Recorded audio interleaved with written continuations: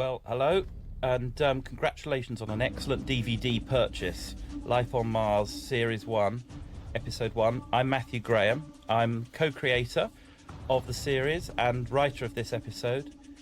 And I'm joined by two other essential members of the team who will introduce themselves now. Hi, I'm Claire Parker. I'm producer of the series. And I'm Barrett Naluri, and I directed the first two episodes. And so we're off and running with a show that takes place in 1973 but starts in 2006. And really the thing to say about this opening is how much shorter it is now on screen than it was when I first wrote it, and when Barrett, when you shot it, it was all a lot longer than this, wasn't it? Yeah, we had a lot more. We had Archie here, Maya's character, in a few more scenes, and we set up Sam's day-to-day life a bit more in the present day. But we decided in the end that we were so keen to get to 1973 that Just to get to that moment, that we could sacrifice them, and I think it holds up for doing it. It does. I mean, I remember the stuff in John's flat. We made a big point of plasma screen TVs and mod cons, but you don't need to reiterate that with an audience. That they're from this time. They know what they've got. They know what 2006 looks and feels like. So just get into the story. This is going to look very bad on your arrest report, Colin.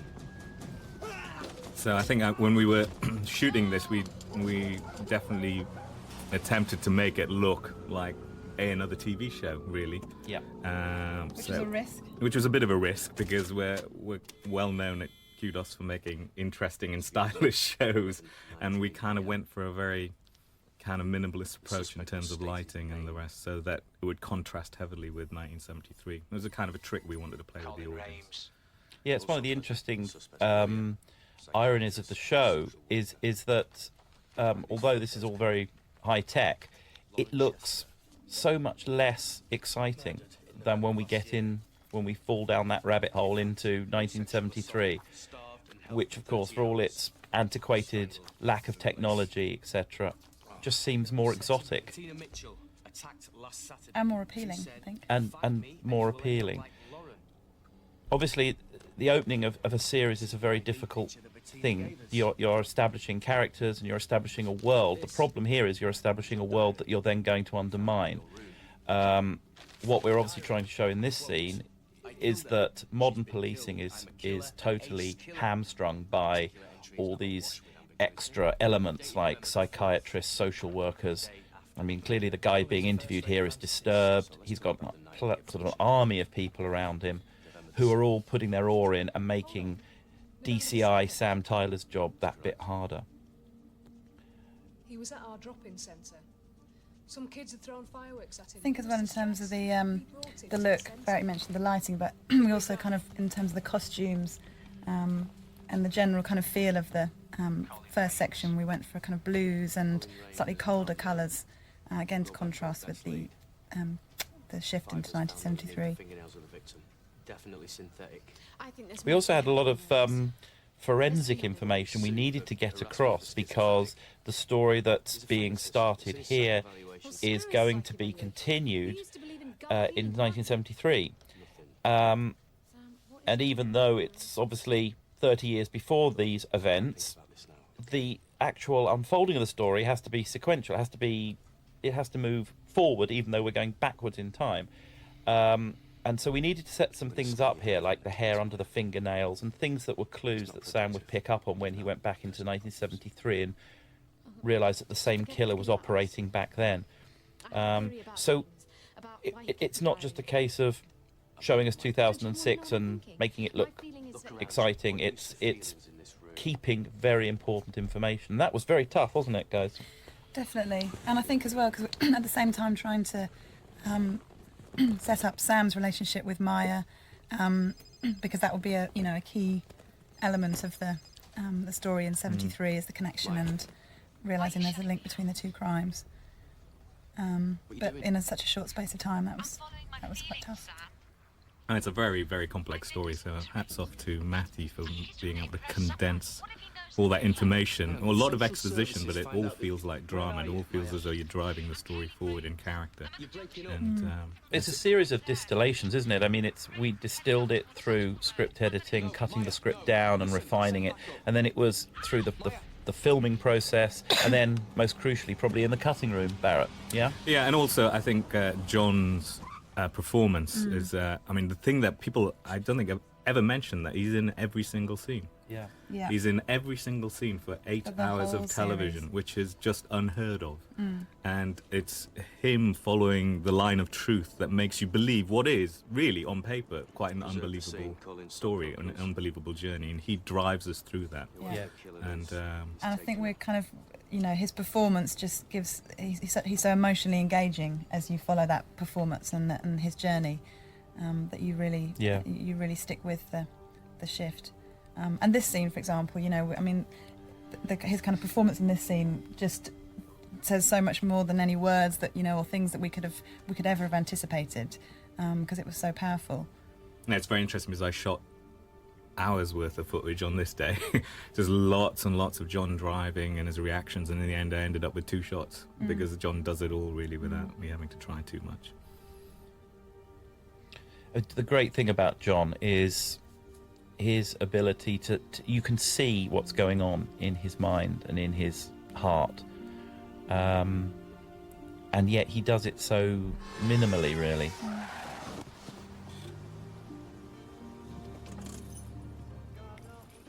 So now Life on Mars starts up on the there was a worrying time when I thought that we might one day not be able to use this at all. And we were going to have to call it something else. We were going to have to maybe call it something by Shawadi Wadi or Tiger Feet, starring John Simm and Philip Glenister. This was Barrett. Barrett, talk us through this, because this was your brainchild. This sequence.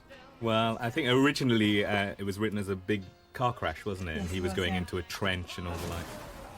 And as you see, I kind of changed it into a knockdown, because I just feel even Jerry Bruckheimer with $90 million is making, we can never quite pull off the car crash anymore because everyone's seen it done to death. So I thought. And also, you talked a lot about wanting to surprise the audience. Yeah, it's a big surprise moment. It's totally unexpected, and I thought the knockdown would work much better. And it was just. It looks very simple, very fluid, but boy, we took a long time finding this location, deciding, because we wanted somewhere with the flyover so we could set it up for when he wakes up and we realise where he is. It just took a long time. These flash cuts here were we'd always planned to have this thread running through of a memory in a wood, which runs through the series, but we never quite knew where we were going to insert those flash. Although I think you'd always intended to put the first one at the moment he has the car accident. But I think we shot that so much later and put it in later down the line. So I think this is just the the whole best. thing together. This is just the best scene in the series for me. This is just my favourite moment. The music. Life on John. Mars helps it a lot. It's a great camera shot as well. It's one of my old favourites. Circular track on a zoom lens pulling out as we go around him. This is the moment when you sort of start to breathe a sigh of relief, because you're in your world now. This is the world we're required to invest in. And I remember when we first screened this for people of the press, I could actually feel them almost giggle at this point. They were shifting in their seats. Up until then, they had just been watching a very, very well made but traditional modern drama. And suddenly, once Sam arrives here, I could sense a little frisson of excitement, and the ride is starting now. I think the comedy here helps as well. This is the first time you're allowed to kind of relax and laugh at this, the kind of exchange between the two of them here. This is a quite simple scene, but I rewrote this quite a few times because there was a worry that the first time we see these 73 coppers, that they might come across. There were originally 2 coppers who find him, by the way, and they originally the concern was that they might come across as heartbeats, like a little bit too gentle, Cozy, a bit too yeah. homely and cosy. I need my mobile Sort of northern coppers bantering and phone. 86012. Hang on, sir, come back. 860. Sir, come back. here comes Barrett's shameless Back to the Future moment. Talk us through this one, Barrett. Well, it's. I would like to say it's very original and daring as a shot. I think Robert Zemeckis, yes, described it exactly that way when he did it.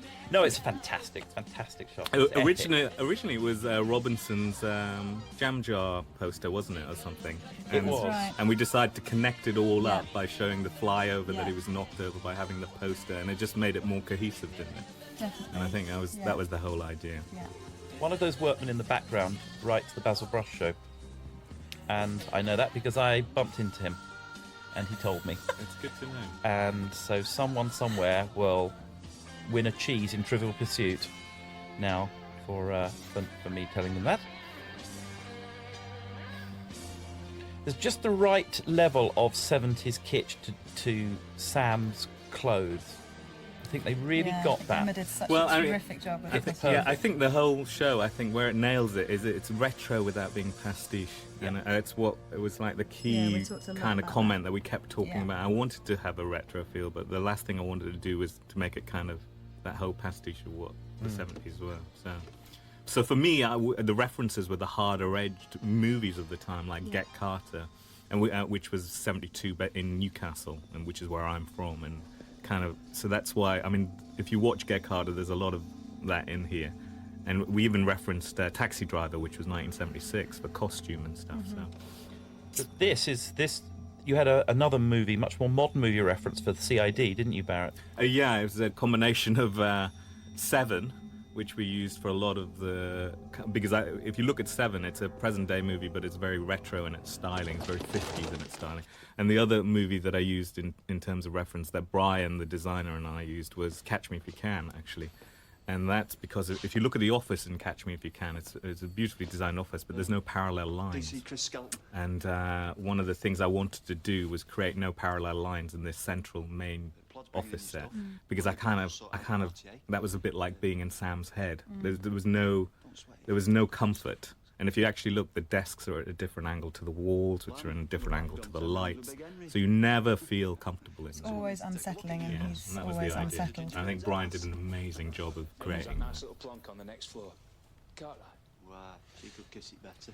This presumably was a pretty expensive set, but a set that we knew you would get a lot of your money's worth out of. Is we that knew right? Exactly. We knew we wanted to kind of make this the central, the sort of heart of the show in terms of, a familiar place, or what becomes a familiar place for the characters and the audience.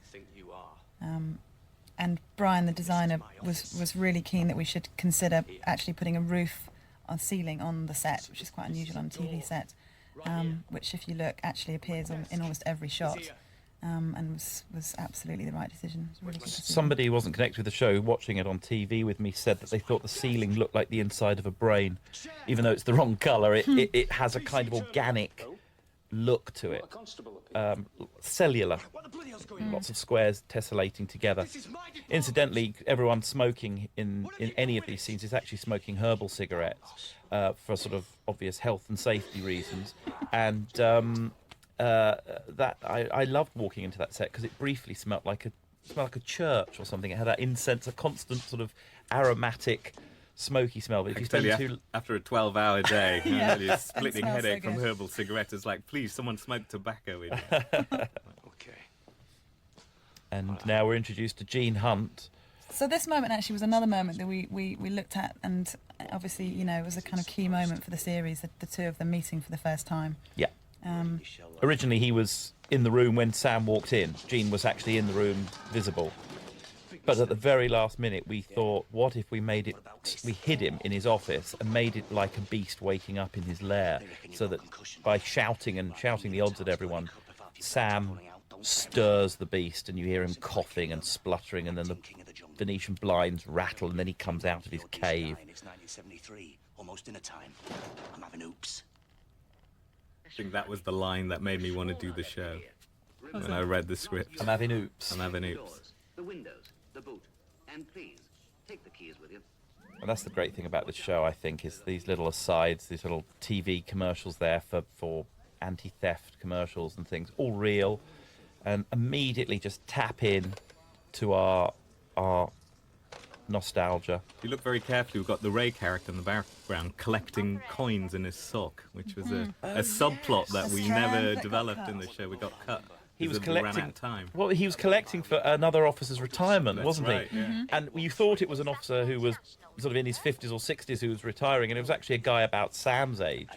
And it wasn't a retirement; it was a threat. The guy had obviously complained about Gene Hunt, the senior officer, and Gene used the sock full of coins to smash the guy's desk up and said, "If you ever cross me again, this will be your retirement."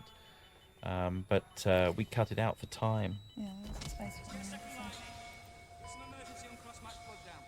It's worth mentioning we have a fantastic sound design and sound mix done on this show. Yeah, terrific. And they dared here to use dead sound, dead air, Yeah. when Sam puts his hand over his ears. That was only because John did it when we were taking the shot, and I thought it'd be a great idea that when he put his hands to his ears, we don't hear anything either, and it's one of the rare treats when you just pull out all sound, which worked really well, I think. Susie Tripper. I mean, the other debate that we had throughout episode 1 was calibrating Sam's degree of bafflement and fear and anxiety. On the one hand, clearly he would be all those things, but on the other hand, you don't want your main character, your protagonist, your hero, to spend an entire episode looking like a rabbit caught in the headlights. Luckily, we had an actor of the calibre of John Simm who could find a way to navigate a character through that. But there was a lot of fine-tuning of these scenes. You know, this is the point here where Sam is feeling he has to start being a policeman again, because all these guys are looking at him, waiting for him to perform. But what's going through his head? I'd be lying if I said I completely knew at the time I wrote it exactly what he would be thinking, other than I've got to just get through this. And I think John finds a great emotional truth in scenes like this. So then, boss, I think you just... anything you wanna? I think you buy into him. I think you think, yep, okay, I'm in a dream world, and here are all these people, and maybe I'm mad, or I'm going to wake up in a minute, but I'm damned if I'm going to embarrass myself in front of these Neanderthals, real or imaginary. So I'm going to impress them with my modern policing. Tell you, casting of the supporting artists here was great That fun. was a joy. Getting all these 70s faces in, and they were such a nice bunch of people. They were I think great. they're all We very were proud very of the lucky, end result. yeah. And And they were look with at them us all. for the whole. We really wanted to make sure that that they were the kind of also familiar faces, even though they Yeah. they don't actually speak, but they've become familiar to the audience of the other members of the team in the background. We do try to give them lines, don't we? Every now and again, Yeah, and names, and Yeah. and then gradually they are sort of. But they've got they've all got such a distinctive look about You them. don't seem to get blokes like that anymore, No. you know, in the police force. No. Anyway, it's like, No. And again, that was something we looked at with the casting of the supporting artists for the 2006 part of the film as well, of the episode, Yeah.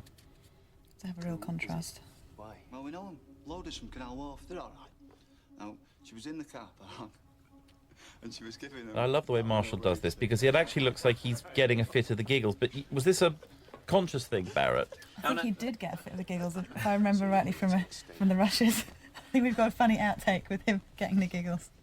no, he's doing a solid bit of acting, El Marshall, there.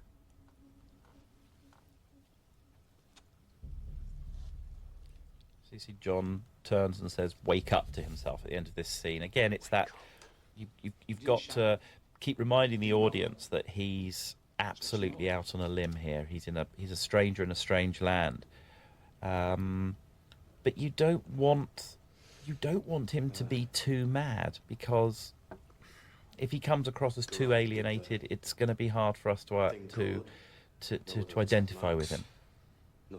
And again, it's all about, in the script, it's all about just carefully calibrating those lines so that and then discussing amongst ourselves whether those lines do the right job, and then Barrett and John working together, I guess. Did you have a lot of discussion about John's level of alienation in these scenes, Barrett, and how he should play them, or was it sort of more instinctive? It was a combination. I mean, it was, especially this early part, and just getting that journey right. I mean, John's a very instinctive actor. There's very little you need to tell John. He knows when something... I mean, his mantra is the truth. It's, you know, whenever he didn't believe anything, he says, "Where's the truth?" And I would keep saying, "Look, you're a bloke who's just time-travelled back in a coma to 1973. Just please give it to me. Who cares about the truth?" And he's going, "No, it's the truth." And that's why it works, is that he always aims for that. And whatever the scene is, you know, however unbelievable, however really over the top we push it, he always finds it. And that's why you drag through it, you know. In this, it's fantastic. I mean, I just love being able to break lots of rules here. You're in a morgue, and I've got Ray smoking, and there's a ham sandwich in there for some reason. It's just if you actually watch the scene very carefully, there's a hidden person in it that we cut around in the background. Yeah. And I think when we had a few Russia's problems, didn't we? I think we had a damaged neck. Damaged neck. Yeah. See, there's a guy there in the background who you may never have spotted before. I think in the second take of it, you'd removed him because you weren't sure what he was meant to be doing there, but that was the neck that got damaged. That's so we right, went so we had to come back. with him. So. I quite like that. It's spectral. He's a bit of a ghost. Yeah. Isn't he? Yeah, I mean, I That's assume the he's the the mortician or whatever. But Well, it's the kind of show where people would think if they did spot him and then he disappeared and then he arrived, that they would think that he had some huge relevance, which is great. yeah. Actually, maybe That was my excuse. Maybe anyway. he does have a huge relevance, Barrett. Series 2. Conspiracy theories abound with this show. I know. I've been reading them on the net. Yeah. Actually, was this a location or a bill? This is an actual Yeah. morgue. It is a morgue. Yeah. Is it the morgue you use in future episodes, Claire, or not? No, we used different ones actually, different, because we needed sort of different areas, different needs for each scene. So no, I think we used different places each time. And here's our last of our main characters introduced. Lovely Liz White playing WPC Annie.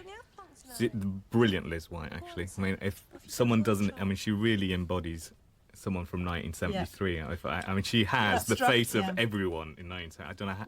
And as soon as when we were casting, I remember that feeling of as soon as she started reading the lines for Annie, she was just so spot on, perfect. Annie? That's my favourite bit. Annie? She's just I mean, going on from what you said, she looks absolutely right for the era. When I was first writing this character, long before Liz was cast, it was quite hard not to write a strong character and make her sort of, I guess, unnecessarily masculine, forceful. What Liz gives you is a wonderful femininity, but with total sort of dignity and strength. And I think that's great. She manages to be the victim of sexism, but never a victimized character. Partly because, of course, in her time, sexism was simply a given. It wasn't in the police force. You didn't question it. You didn't think that you were being treated any differently to any other woman in the police force. So you didn't make a big deal out of it.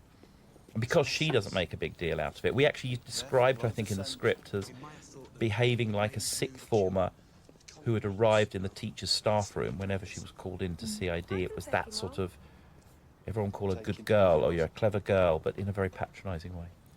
So Barrett's used up the entire series budget for cars in this scene. Well, there's only about 7 They of them look in the great car though. park. And we did use them. If you actually watch both episodes, first 2 episodes, it's the same cars moved around in many different directions.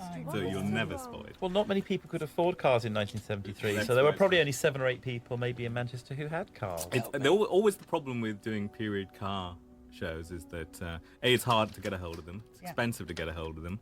Then the owners are so proud of them that they come in very shiny, and you're trying to say, can we make them a little bit dirtier, please? And it's always a little bit at the moment. And the other important thing is, of course, in the 70s, a lot of the cars would be 60s. Yeah.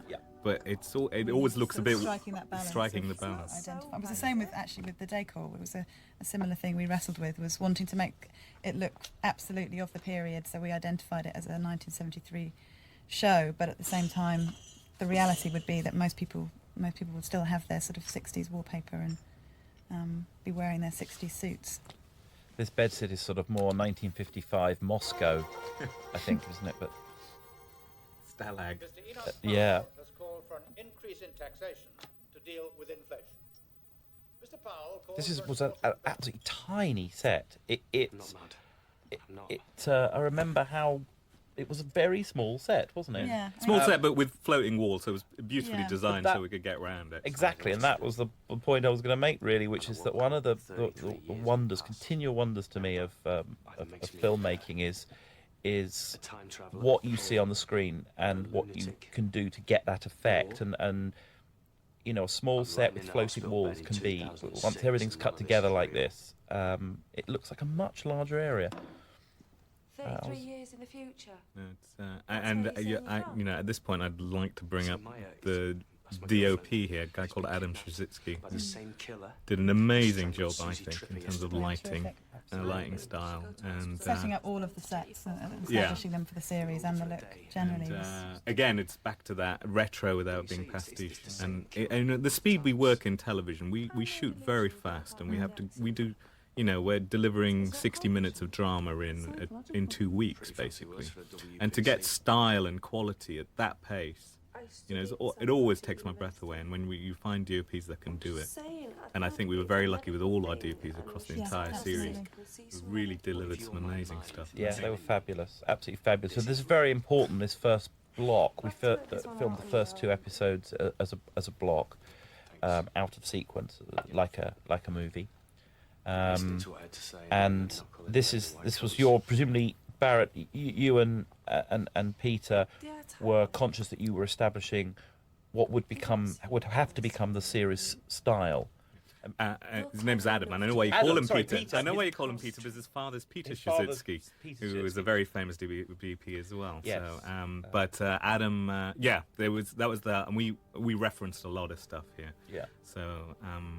And we were very aware that we wanted a tonal palette. If you look, it's a very brown, green, yellow show, and right across the board from the costume through to the wallpaper in the background, and it was done very specifically. For some reason, that's how I remembered 1973 when I was a kid. Yeah. Well, I know a lot of the reference material that we looked at. And I'm very keen on keeping the palettes very low key, so that you concentrate on the actors' faces and not on the chintz in the background. So. And apologies to Adam there, because again, here's another Trivial Pursuit question. That Peter Trzicki, Adam's father, lit The Empire Strikes Back, which is photographically the most interesting of the 3 Star Wars films. Yes, and his great-grandfather, Wolfgang, yes, shot Get Carter. So there's a lineage for you. The circle is complete. There you go. We're introducing a device. Here we are, the Open University lecturer. This is beginning of a device that runs throughout the series, where people from supposedly the real world, maybe, are communicating to Sam, and Sam attempts to communicate to them. And we kind of came up with this device reasonably late, and we really like it because it's when I first saw this sequence cut together, I thought, wow, it's really creepy, really scary the way this guy clicks his fingers and looks out of the TV at Sam. You shot this completely different time though, Barrett. Yeah, we shot this. We shot the TV element, the Open University professor, about 3-4 weeks before the main shooting started. Actually, it was a very technical thing. We went and found a very old camera from the 70s as well, so it would give you absolutely video camera. Yeah, it's a classic old video camera. So that's why it looks so real. And our actor here did an amazing job. And then I'm always surprised because John is now reacting to a tape just playing on the screen, and his timing is immaculate, which is what makes this scene really. And I love this scene, I have to say, because it's really a very technically quite difficult scene to do, and it feels so fluid at the end. It's so surprisingly emotional as well when he says, "Please don't leave me." You know, and that's John again. Yeah. Every time you weren't expecting it, he'd deliver this bit of emotion. You just go, you know, and he'd just elevate the whole scene. I think you'll find anyone out there with an MA in advanced mathematics will find that my dialogue for the Open University professor is completely accurate. I think you could launch a space shuttle on the back of some of my equations. Beautiful dawn lighting in that scene, actually. Adam Sisitsky again. Now, this is an interesting scene, isn't it? Because this is a scene that we all decided after seeing the first cut of the show. We decided that we needed this scene. I think we all really felt that we needed to understand why, if Sam really believed that he has gone back into the 70s, why he didn't just walk off into the sunset and try and find the edge of this world. And but we all kind of believed that actually what he would do, because of the character that he is go back to the police station. But I think we felt we needed to see that moment where he makes the decision. It was fantastic. Matthew wrote it. He faxed it to us. We shot it. We cut it. We edited it, and it was in the cut within the next day, I think. Yeah. All drama should be made that way. And not a word changed. It was straight in there, and it was locked the next day. Into lost property. Well, we could This whole sequence actually up until they go into the Lost and Found. Yeah, for those of you who like the whole tricksiness of film editing, here's a scene shot one day. They're about to walk into the interview room, and that is the scene that was shot probably about 4 weeks earlier. Seamless. You had a drink with Susie the night Thing she of died, beauty. didn't you, Dora? I know. I love the idea that the interview room was in the Lost and Found. I thought that was a great piece of research you came up with, Matthew. So it was, the fact that it had thick walls. Well, the fact that they didn't have interview rooms in 70s, the police didn't use interview rooms at all. Yeah, the Lost and Found is an fascinated us. invention, actually, isn't it? Yeah, But, the actual Lost and Found is, yeah. The interview rooms were they interviewed in the canteen or in the... But we thought that Gene Hunt would probably take his interviews in the room with the thickest walls. Absolutely.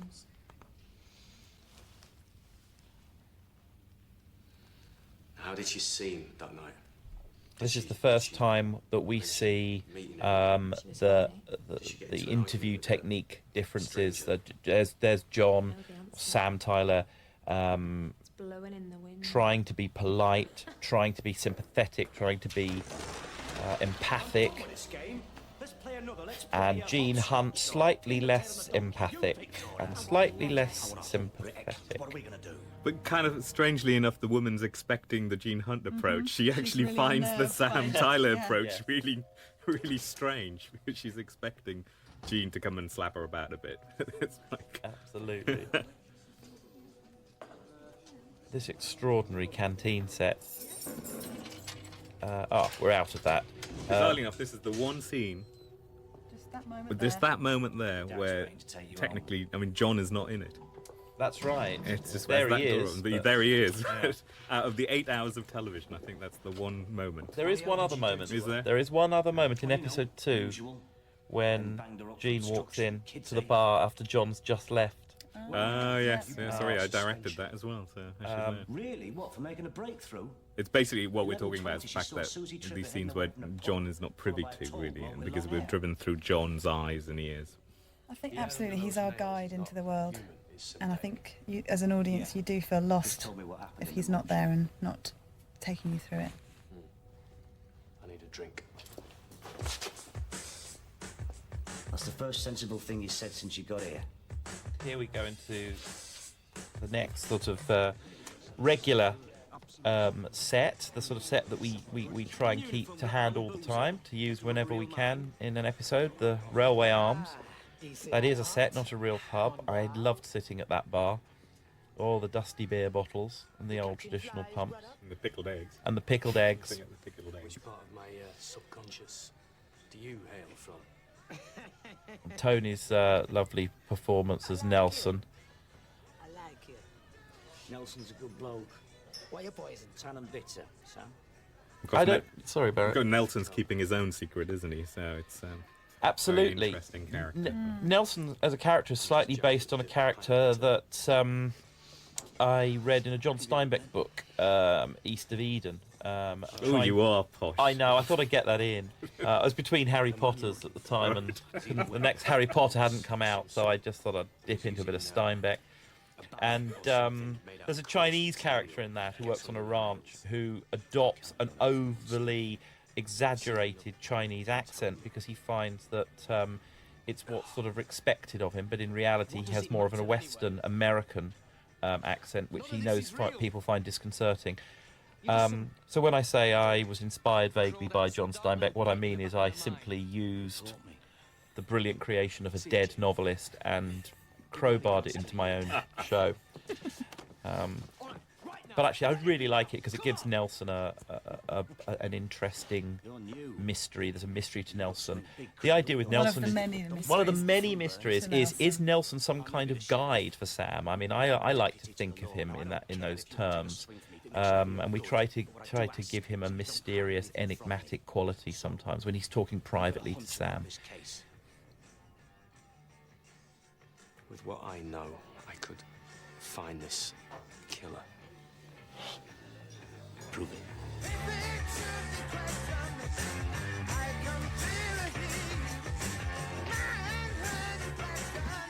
Lovely Marshall and his great comic timing. It's This was actually another section that there was a lot more of, and there was another whole strand of this which we had to sadly lose because of time.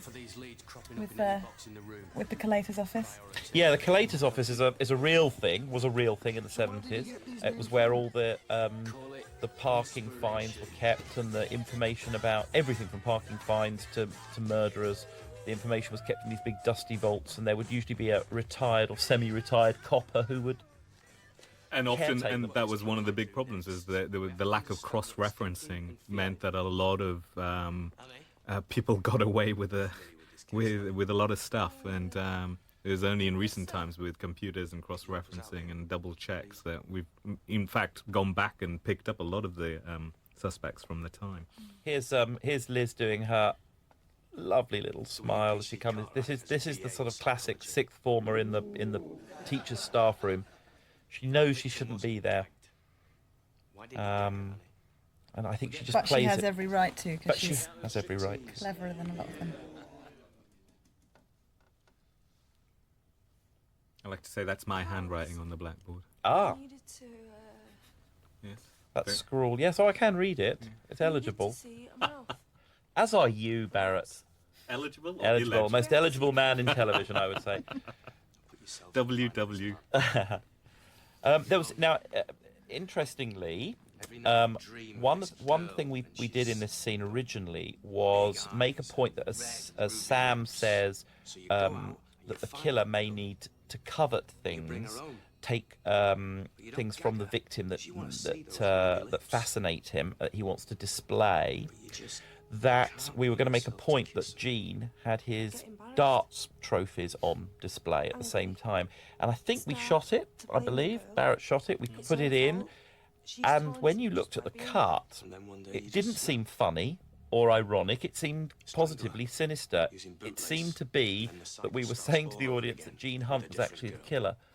Just the strange way language of film catches you out.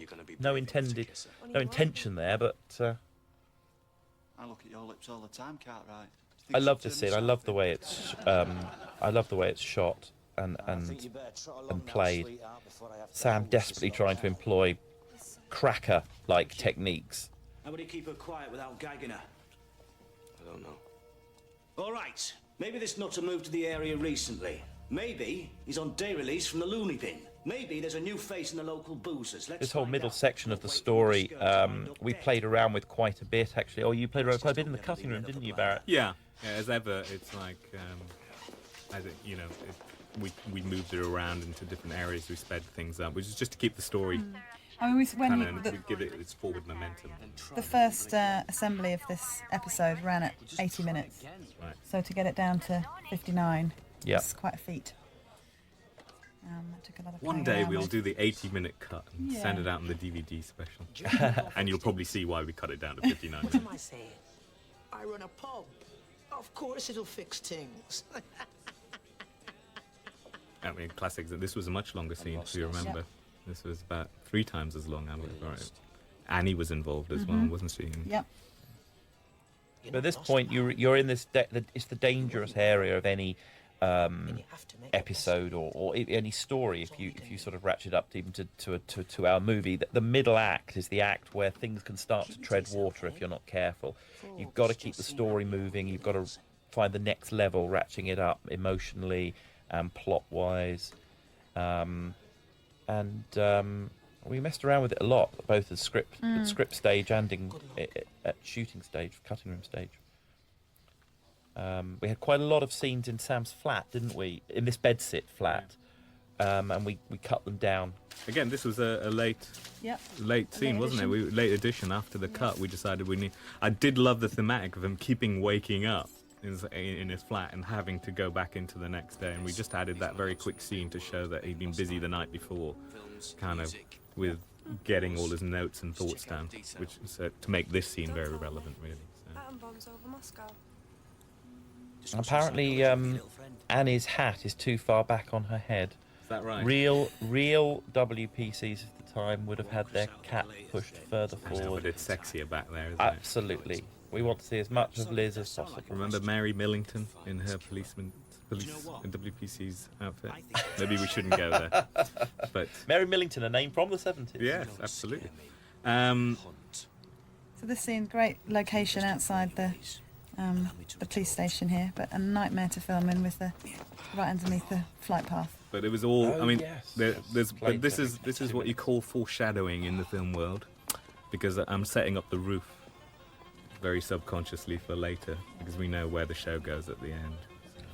Tell us about this location, Barrett, and the joy that you had making this scene. Oh, I had so much fun. The shot itself, really. It's kind of. I think you did this in one take, didn't you? Yeah, well, I did. It's Or 20. I have to say, if I say so myself, it's a very clever piece of blocking with the actors, because we had to try and create a really long and big high street for the 70s. If you actually look, it's all done in two diagonals. It's like this turnaround. It's very interesting. There's a bit of CGI added to this, a little bit. Just a bit. A little bit, not too much. There's this cinema CGI. All right. And then we extended the street out, which was a dead end. Yeah. Added some shot windows. But in reality, if you looked to the right, you wouldn't have got away with it, because it was, present day. And if you'd looked further down the street, so that's why we shot it at this angle. And would you say, sorry, Claire. I was going to say, I think the cinema we CGI'd because that was a NCP car park or something that we just couldn't get rid of. That's right. I mean, would you say it's fair to say with this show that if you, at any given shot, if you moved 5 inches off camera, the world of 73 would come to a crashing end? Yeah. That's always the difficulty with period stuff, and especially period kind of early and late periods like 1970s is very difficult. When you do Victorian, you can go and find places which have been untouched, but 73 and basically, UPVC is the killer. Yeah. You pan to the left or right and you hit any bit of UPVC, or the flagstones are different, the lampposts are different, and it's just you have to be and very, also very clever. It's very difficult to judge because it's such a recent memory what was accurate or what wasn't, and being able to research all of that. May I talk briefly about the first single that Sam Tyler ever bought? It's Gary Newman, Cars, for the record. Obviously, that's not a 70s piece of music, but Sam would have been too young to have bought a 70s piece of music. The debate we had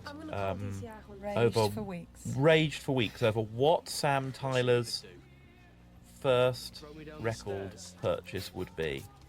But the use of the Who here, I think the track is just fantastic. It's Teenage Wasteland, which is a seminal piece of music from my youth, but I just thought it was very relevant for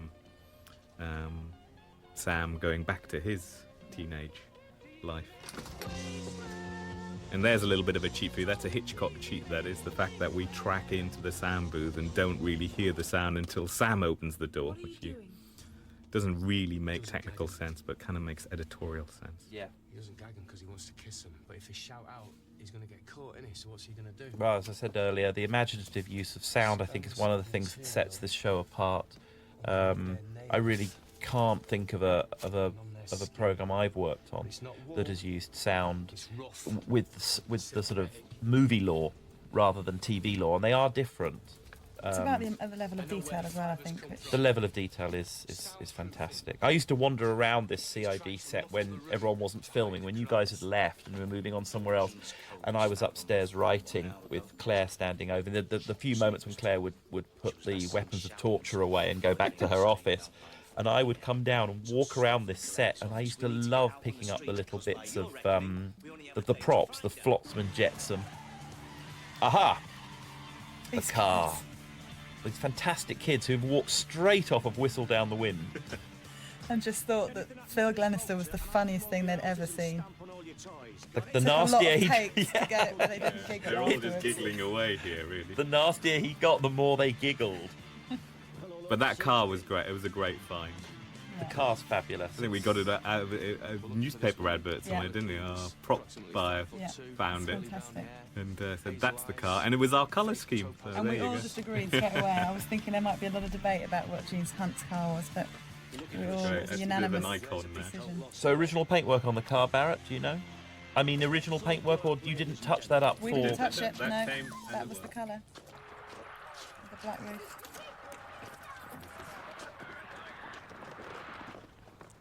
What?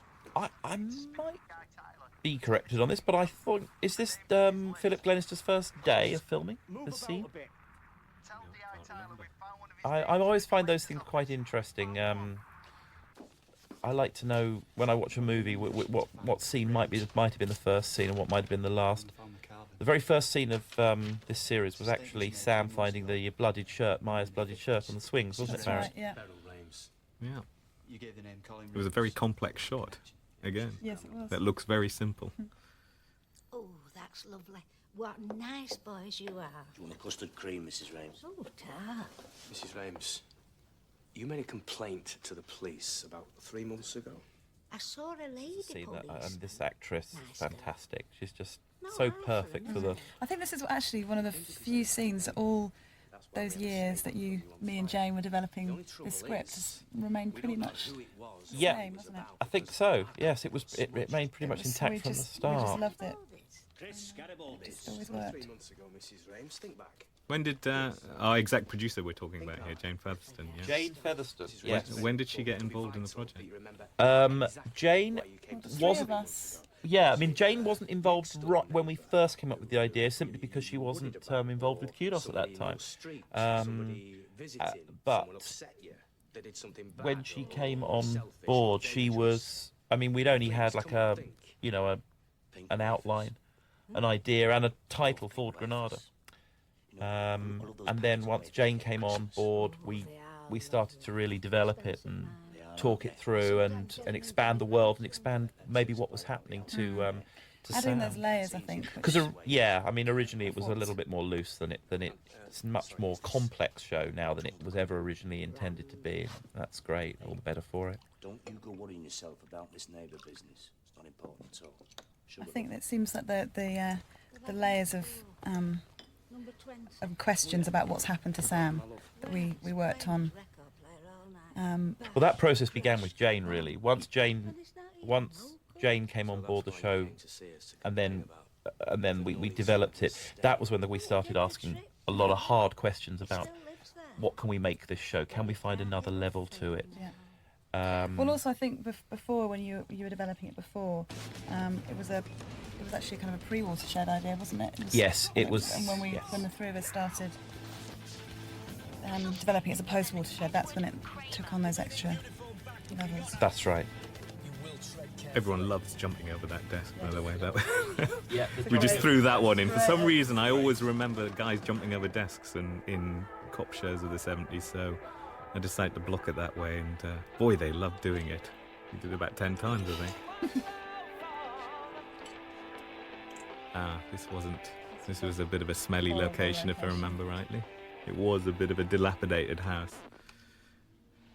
And, we covered in all this kind of lagging. Is that real lagging then, Barrett? Yeah, that's real lagging. We were all coughing for a little while. A bit dusty in there. I guess if this had been real 1973 lagging, you would have all had blue asbestos poisoning by now, wouldn't you?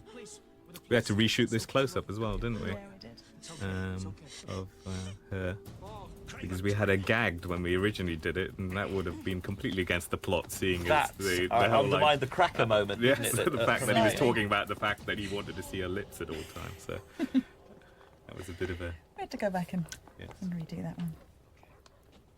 It was always a slight worry to me whether we would get away with, having not seen this killer at all. You know, he's caught, so it's a happy ending, but he's not someone we've invested in or been aware of up until now. So, but I think that moment with the young Colin Rames, that's where it pays off. Yeah, the payoff is emotional rather than directly related to the killer. It's actually a payoff to do with Sam's journey, the realization that, wow, maybe he could be back in time. He's just seen the young boy of the man he interviewed in 2006. It's one of the many questions that he's forced to ask himself on the journey through the series. Where am I and why am I here? And here, this shot, it refers right back to the opening sequence where the Life on Mars title appears, just so the audience know exactly where they are. That was the idea again, it's completely referential. And, of course, one of my shows wouldn't be one of my shows without three people walking in slow motion down a corridor. So, which kind of we upped the ante on this one. And we did talk... Oh, no, it was a little bit later we talked about whether we should end the show. At that point. Yeah, this is almost like an epilogue, but because an episode of Life on Mars usually throws up some interesting moral or ethical or even sort of psychological conundrums, you find yourself wanting to draw a line under some of them. So even though the baddie gets caught and that's the sort of happy ending, you kind of always want them to discuss a little bit more, go a bit further, go a bit, because there's usually a lesson to be learnt for Sam, or a piece of the puzzle maybe falling into place or something. No, that's the interesting thing about Life on Mars, I think, is that it not only delivers the story of the week, but it actually goes on a different emotional plane, really. And I think it absolutely rightly the decision was made to keep, you know, and then Claire fought me tooth and nail to keep this end 5-6 minutes intact, and I'm sure you did as well, Matthew. So, and I think it really is the making of the show, really, this last 6 minutes. So. You were a deputy to the law. The law is putting bad people away, and you want to show a court that note? You see, there's lots of references to deputies and sheriffs in the show, because that's how you justify the morality. That's how Gene justifies the morality of his department. The banging heads and shouting at people and threatening people. It's that he's like a sheriff in a frontier town in the Old West. If you like, you can try your hand. All that stands between us and the baddies. And the analogy works, I think, in getting us to understand Gene and not feeling that he's a thug or just a corrupt or brutal copper, but actually that he's some kind of lone gunman, you know, sheriff, with just a different set of moral rules.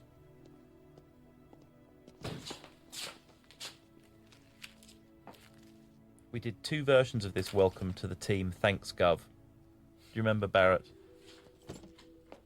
No, I don't, actually. Right. Thank you, Matthew. Do you remind me what Gene I do? says, welcome to the team, and... Thanks, Gov.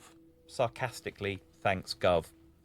There was another version which we decided to try, where a warmer version, where John says, thanks, Gov, in a genuinely, thanks, Gov.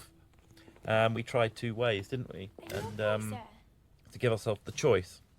I think it falls actually between the two somewhere. As June, it's being set up for episode 2. Yes, that's right. The woman in the cleaner. This is a really creepy scene. This is again just to remind you, if you haven't seen the show before, that you're not in the Sweeney. This is Life on Mars. It has a whole other supernatural almost dimension to it. This is the character of Neil, who may or may not be a hypnotherapist from the future. I find this very creepy, this here. I think it's brilliantly shot. And the music here I think is terrific as well. I think Ed Butt's score is Ed Butt's score, yeah, fantastic. fantastic. The scene in particular sends shivers down your spine. I can hear you. I'm in a coma, yeah? Of course, what we do here is we set up that the character of Neil is apparently a clear olive branch from 2006, and then we undermine it in the next scene on the roof. When we suddenly discover, hey, he might not be, he might actually just be Annie's old boyfriend messing with Sam's mind because he's heard that this guy's running around claiming he's from the future. Myra's here. I think the whole way through the series, really, Sam doesn't know what's happened to him, and that's the only way that we can interpret what's going on is through him and through his eyes. That's right. So we absolutely go on the journey with him. I'm coming back. What is important is that whatever Sam thinks is happening in these moments, these moments give him some kind of emotional strength, don't they, Claire? They either can give him some inspiration, and he often questions whether he's sort of inventing them himself, but they give him encouragement a lot of the time. Yeah. This was a fun scene to shoot, wasn't it, Claire? Oh. Yeah. It was a windy old day on top of this building. Right on top of a roof.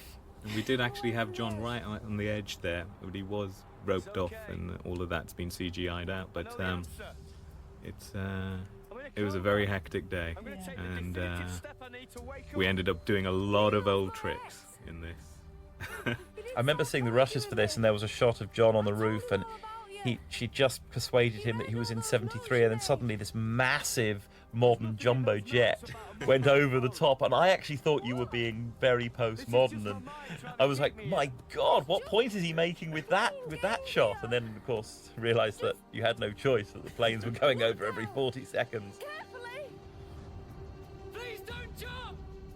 Sorry, What is this building in real life? I think it's the council building, isn't it? In Stockport. Yeah. It's the perfect stand-in.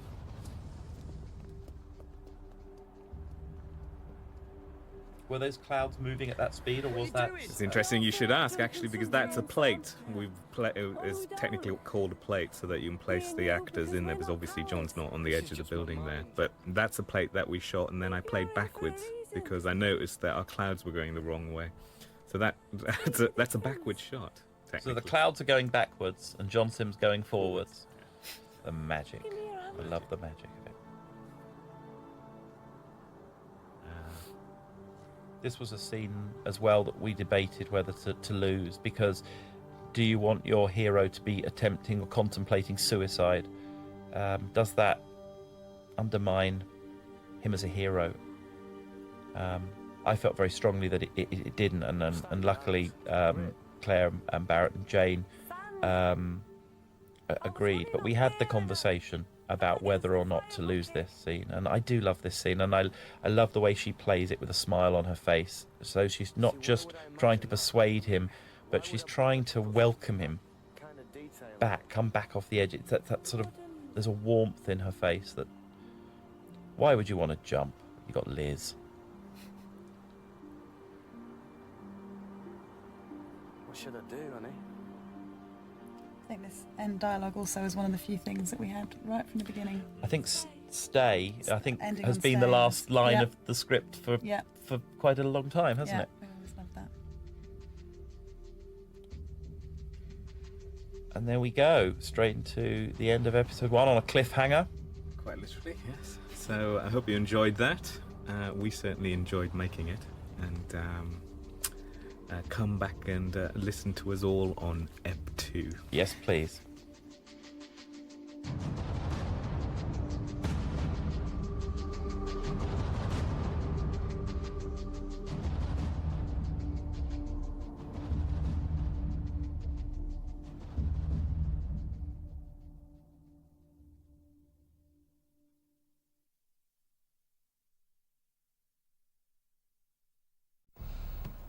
Hello and welcome to episode 2 of Life on Mars. This is Barrett Naluri. I was the director on this episode.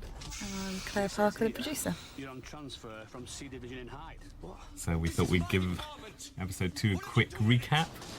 just for those people who'd heard how brilliant episode 1 was, but had forgotten to tune in the week before. No broken bones then? What's your name? Annie?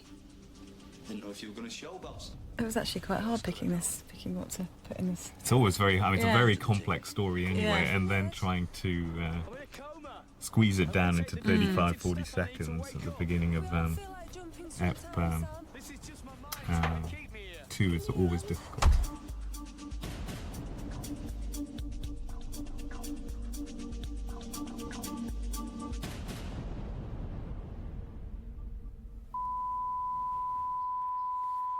So we were faced with quite an interesting challenge, having left episode 1 on literally a cliffhanger about how to pick up with episode 2 and keep the story moving on, but also recap on what had happened.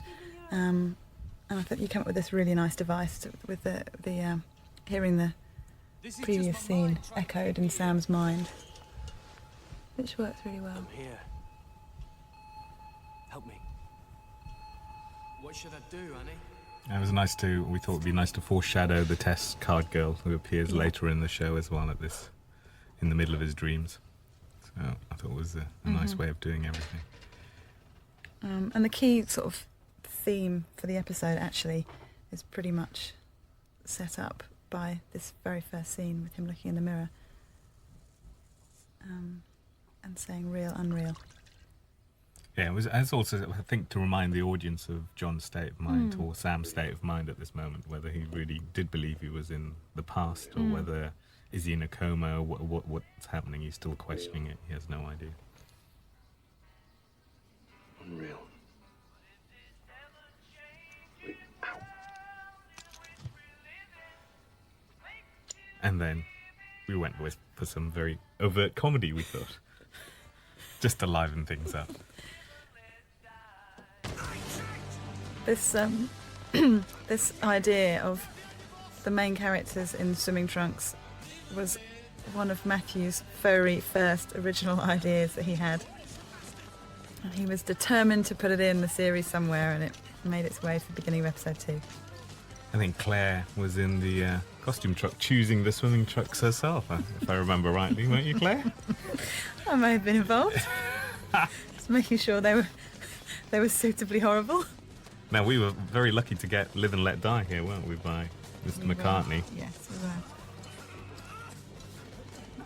Couldn't, I mean, we you know, it was the first thing you cut it to, and it just worked brilliantly, and we just felt it was so important to have it. Had so much comedy as well.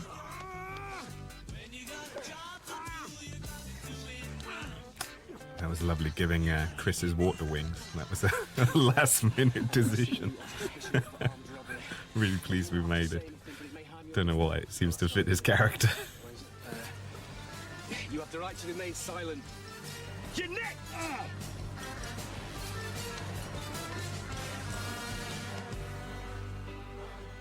There's no badge down there, Sammy boy. Mind you. See, Claire's still laughing at it. Doors, eh?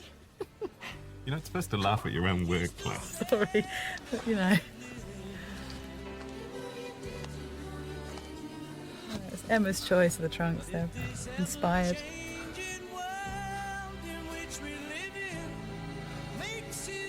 Tried to get a sunny day in Manchester. That was fun, to get that sky shot. Had to wait 3 extra weeks to shoot that one. My name is Sam Tyler.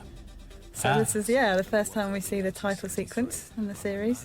We kind of wanted to reference all those title sequences we grew up with in the 70s, like The $6 Million Man and The Incredible Hulk and the likes. And the idea of a voiceover telling the story of Sam Tyler came to our minds. Yep. And then we went to our friends at Why Not, who are the design company who we worked with on our Spooks titles previously. Yep, that's right. And they actually, I mean, we kind of talked a lot about what we wanted, and this was one of the first ideas they came up with, the sort of idea of the grid and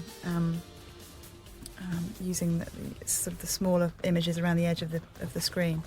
And it basically fit our whole brief, really. I mean, the brief of the show for me as director, what I wanted to instigate right from the beginning was to be retro without being a pastiche, and somehow create the world of the 70s and remind us of the world of the 70s without doing the usual pastiche of the 70s. And I think the title sequence does that beautifully. Give us my clothes, a brew and a bun if you'd be so kind. Nice play, Gov. This is an abortion of justice. Chris, get on the blower to C Division, D Division. Tell them all that Hunt says they couldn't catch a cold. We got ourselves Kim Trent. Might pin a medal on your chest. Never thought of that. Enjoy it while it lasts, boys. Because this is fantasy time. Phyllis, where do you want this one? Number 2. Hey, you can't put him in there. 2 pints of vomit in there this morning. Oh, I didn't know you were running the desk now, sir. Come on, you can't put him in with the carrot chunks. We'd be delighted to go to interview, though. Cell 2. First introduction to Phyllis, who was originally introduced in episode 1, but sadly, so we had a whole lovely strand with her, but because of our 80-minute running time, we had to lose it. Right. Yeah, and So we also decided to save that she has a much better through line in this Absolutely. episode as a story, It's got a doesn't nice she? arc, yeah. So it was a good way to introduce her, and also to introduce her with Andy Tiernan here, who becomes our story of the week. Yeah. Tasty all. Best of luck to them if they are. Not me. I'm just back in Manchester to visit relatives. A moment where he slams the juicy fruits on the table. That was in the script right from the very beginning, if I remember rightly. Again, it was one of those images that kind of sold the whole 70s. It was actually because the referencing with Sam putting down his pens in that very ordered way echoes what he does at the very beginning of episode 1 in 2006. Yeah, I just love the idea of seeing what Jean does. Yeah, and the juxtaposition of Sam's tidiness and Jean's overtness. These people were beaten and kicked. This woman is in her 60s. Again, people smoking away in the interview room. Was whipped with knotted rope while he unlocked the safe. As well, the kind of understanding between villain and cop, We know you did it, Kim. we found from the research seemed to be really specific. There's kind of an expectation Relationship at the time. Yeah, so they sort of, the fact that Jean offers him a fag Just tell us. as a matter of course. Look, I admit it. I got form. But honestly, boys, I'm just up here to see me auntie. Liar. Can you account for your whereabouts last Saturday? Cookery classes. I'm having it off with Fanny Craddock. Snooker tournament. Feeding the ducks. Pictures. You got nothing!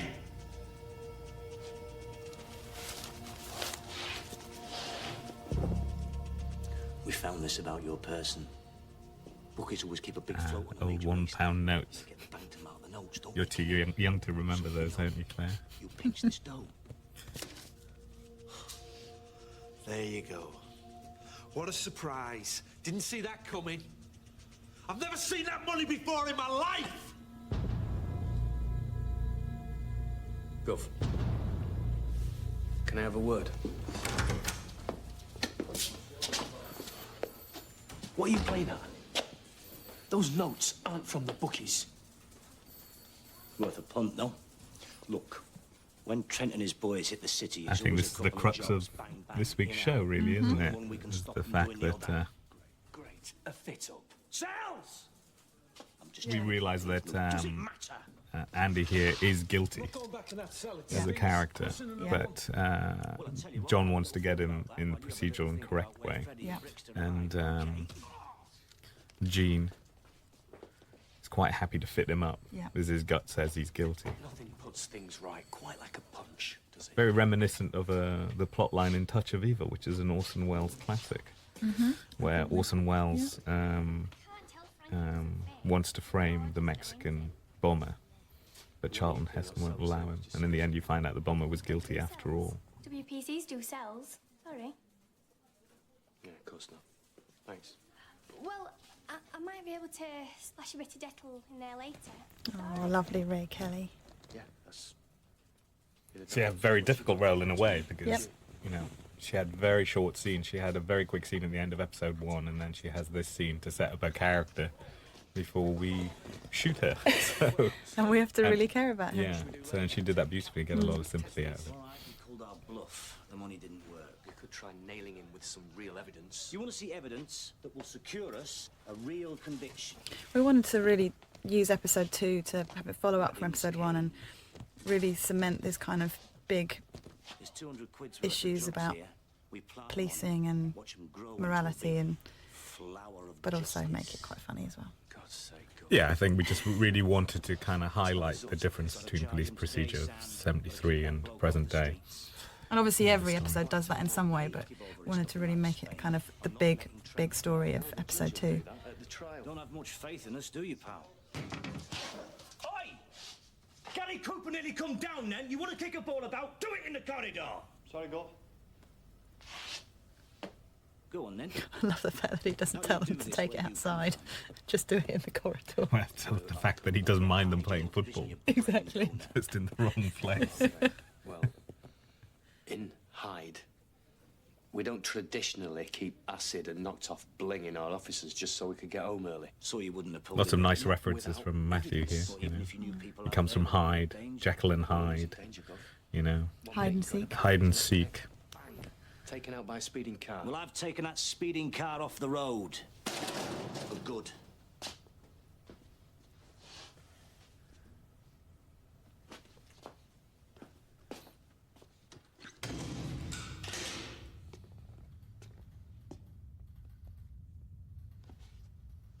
Have you got a lawyer?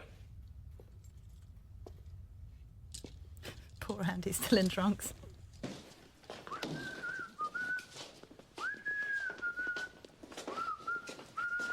See you back here tomorrow. Oh, yeah? When we've got more evidence. Tatty bye.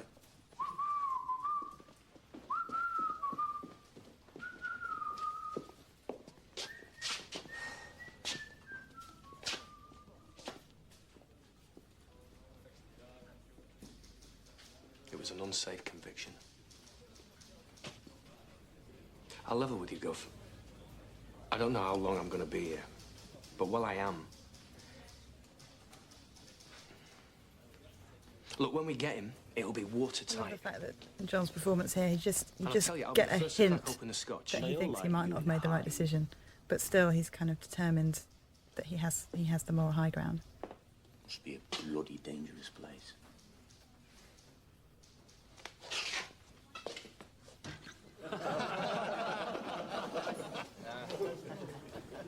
Can you do this somewhere else, boss? Ignore him. And this is where we first start really bringing Chris into Mm-hmm. Sam's world. And Yeah. Sam tries to make him inclusive. Take him under his wing. I think he sees in Chris, and I think Chris sees in Sam as well, the potential for a different kind of policing, which clearly none of the others do. If you bring people into the station, they just freak out and they don't think clearly. But Yeah, Chris's we don't want them thinking clearly. misunderstanding of what Sam's trying to do here is very Chris, funny. these are not suspects. These are witnesses to an armed robbery. Yeah. Witnesses, not suspects. You know, big letters. And get IDs on Trent, Brixton. And throughout the show, again, I think we seed Get the faces out to stations. the relationship between Sam and Ray as well. The odd look, the odd Yeah. moment. Just keeping that tension simmering, really, isn't it? That's not in our district. Just get the faces out there. What? Why have you put tapioca pudding on your beef burger? Thought it was horseradish. Tyler, flag in progress. Jewelers, Bitman Road. Move it.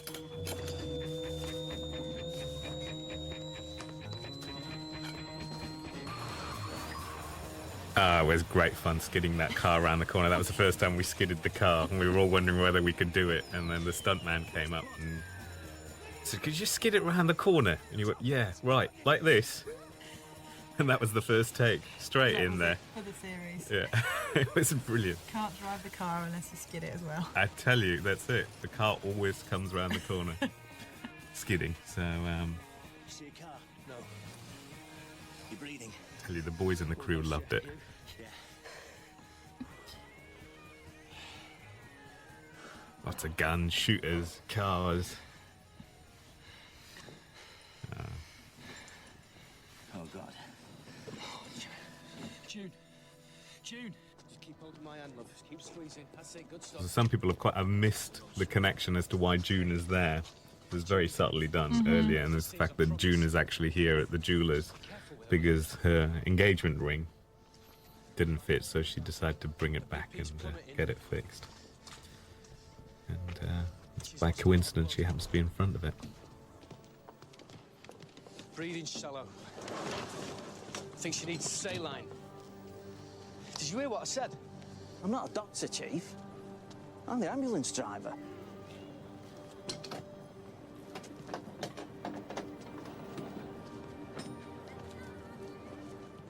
Well, this is a very complex scene. If you look at it as a whole, it's about 4 or 5 minutes long, and probably took us a whole day to shoot. It's quite a difficult location because I wanted to shoot in every single direction. One of the problems with shooting with 1973 is that you often can't shoot in every single direction because something gives the game away, whether it be UPVC windows or the satellite dish or the Starbucks around the corner or something. So we chose this very carefully. It took us a long time to find this location, but it's just so I could do this very complex moving of the camera around and around the characters. But it's actually right in the centre of Manchester. Yeah. It's right in the city centre. And you'll notice that certain things are blocked off by having police cars in the way and hoardings and corrugated iron like there in the background, and that's just to stop you seeing what you shouldn't be seeing, which is 2006 basically. And we blocked this sequence out. It took a good hour and a half or two to kind of work this all out with the actors before we even put a single camera on it. And then you hope and you pray that the weather's good to you, and that's the other thing you try and do. You try and block it so that the sun is always with you. And luckily it was that day in sunny Manchester. Yeah. And but also, doing sort of gunshot stunts and that kind of thing right in the city centre has, there are a lot of restrictions and issues around that, which you have to adhere to. Obviously, to make sure that people know that they're not real guns. It's for filming purposes only. Yeah. So you get a lot of police permissions. And yeah. you get, and you get a lot of police presence as well. A lot of police around to make sure everything's safe. It's a complex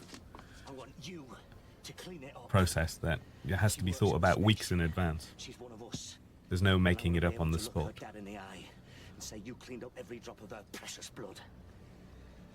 Because even this shot is quite a complex shot because you can't actually bring the actors down to the camera. Everything was built up, and actors are on a platform. That's what we're shooting up with. We're only in the safe for one day. They had to hit it today. They had Trent today, and you let him go to prove a point. We had no evidence. This is the only scene in the entire series that Sam doesn't wear his black leather jacket when he's outside. And that was purely because we needed him to mop up blood with it and throw it at Jean's feet. And we didn't want to, we all fell in love with this black leather jacket, so we didn't want to waste that one. So that's why he started this show with this brown corduroy thing, just so we could get rid of it there. And it was interesting, this scene originally in the script was much earlier, wasn't it? It was, immediately after he leaves Jean's office, I think, after they've talked about the acid and knocked off bling. And we decided it would actually work better here as a precursor to what's coming and also as to what's just happened. It kind of hit the sort of emotional fallout, I think, was what we felt it did for us here, of seeing June's shooting. It's such a beautiful set, isn't it? It's beautiful lighting again from Adam. And I like that this was just one shot and that travelled back with him. Now, this was originally a scene on the TV, wasn't it? It was supposed to be a doctor's show on the TV, but we couldn't find anything relevant. So I decided to turn it into a radio play. And again, we seeded that little look here with Ray, just to show that Ray thinks he's slightly bonkers. But also, that scene, what's interesting technically for that scene is that there was nothing on that. We recorded the whole of that radio play months after we shot that scene. So John's actually just reacting to... Well, he doesn't know what he's reacting to there. Well, I emotionally gave him an idea of what he Emotionally, was reacting to. but not specifically. Central Eating is like bloody Star Trek compared to this. Ah, Star Trek reference there. Always good in any show. Please, quick as you like. See, I don't mind staying if that's how it's got to be, but please can I have a year that's AD as opposed to We made a little BC? bit of a boo-boo here as well, didn't we? Because we had Nelson saying something about... was it Mr. Wilson or Mr. Heath? I can't remember which way We around. originally had a reference to Mr. Wilson, and realised really a lot later on that we should have done that the Prime Minister was actually Ted Heath at the time. So we managed to So we fix just had that. to dub that in very slickly. No worries. Send me back. They're coming down here to get blooded. Jean finds your mood is in it. What was going to do? Put me in a coma? Perhaps it's best you went. You've got to make the best of things. Again, this really confused people again in the first two episodes, is the fact that Nelson kept moving from his Rasta kind of Jamaican accent to this Lancashire, broad Lancashire accent. And people, I think, were confused that he wasn't doing it on purpose. Of course he was doing it on purpose. The whole idea was the fact that this character is pretending to be something that he isn't to fit into the society of the time. A kind of reflection of what John has to do, or should do, maybe. Love to. This is my Coronation Street sequence, as I call it. I love Liz's costume here. I think Emma's absolutely got this. It's a beautiful costume, and it really works well in the next scene in the flat. Well, thought about it. What about what just happened? June. That fake. She not real. Again, always difficult to find these exterior locations that aren't that are 1973 friendly. In fact, there were a few satellite dishes on this shoot. We had to actually remove them with CGI, with some computer-generated stuff. Fake flat. It's very simple, but a bit laborious. In this shot, satellite dishes everywhere.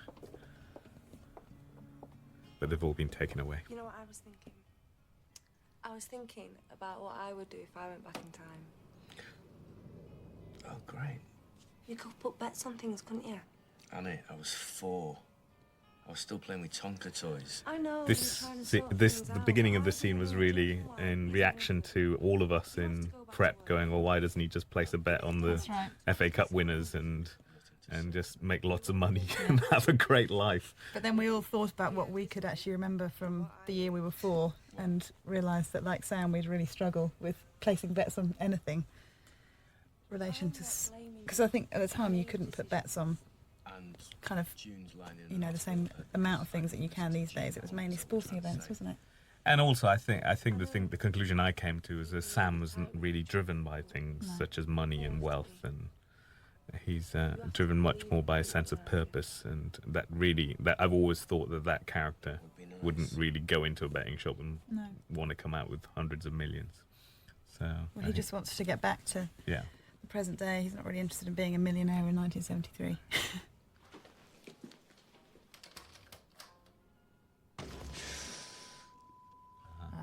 The test card girl.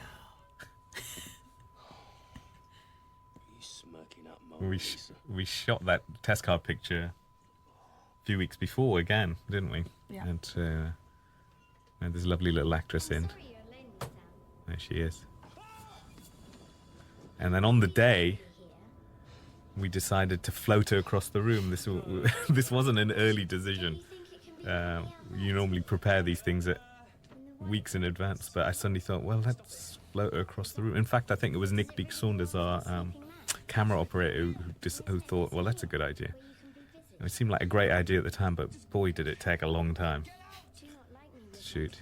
We just actually put her on a little kind of little dolly track kind of thing, so like a little tray on wheels, and we just pulled it across. And the other little trick we added there, which I thought was a nice touch, was to shoot the test card screen without the girl in it, which I think really made the scene.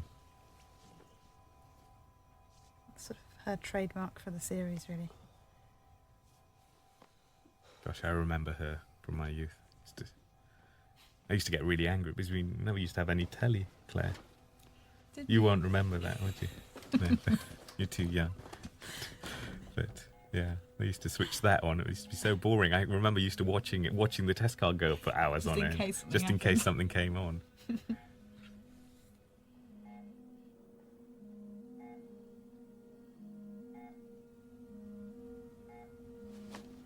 Again, a hospital set, which, you know, seems like it should be very straightforward.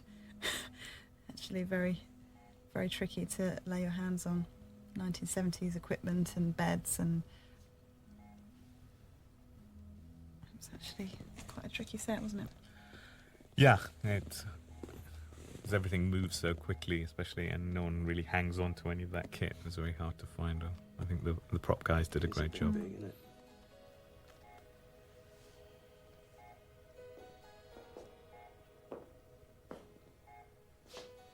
I think this scene was the scene where we just, come to interview a girl. I don't know, I suppose realised the potential, and also felt the most risky in terms of the tone, shifting between seeing him emotionally standing beside a girl in a coma and then going straight into a punch. Well, it is a bizarre scene, isn't it? Somehow it worked. Yeah.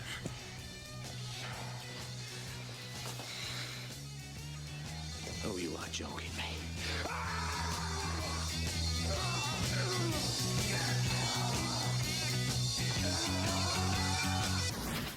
I love this city. It's a mess. It's noise. Prozzies. Drunks. Stray dogs, little old men. Buttered crumpets for tea. You're right smart, Alec. I know I'm not squeaky clean, nor is this place. The rest of the country couldn't give a threepenny bit about this town. The orphans take whoever they can get to look after them. That's me. I really love the idea of the guys sitting at the end of the bed smoking a fag. In a hospital. Are you joking? You've got to put this right. While poor June is on a respirator in the background. I know it's a bit sick, but it just seemed to sum up that whole nightmare that was 1973 in my head. On your way now. And the fact that Jean stamps a cigarette out on the floor here. Come back when she's stronger. And I love that the matron doesn't say anything. It's like almost expected. To visit. Tell them not to stop talking to her, okay? Come on.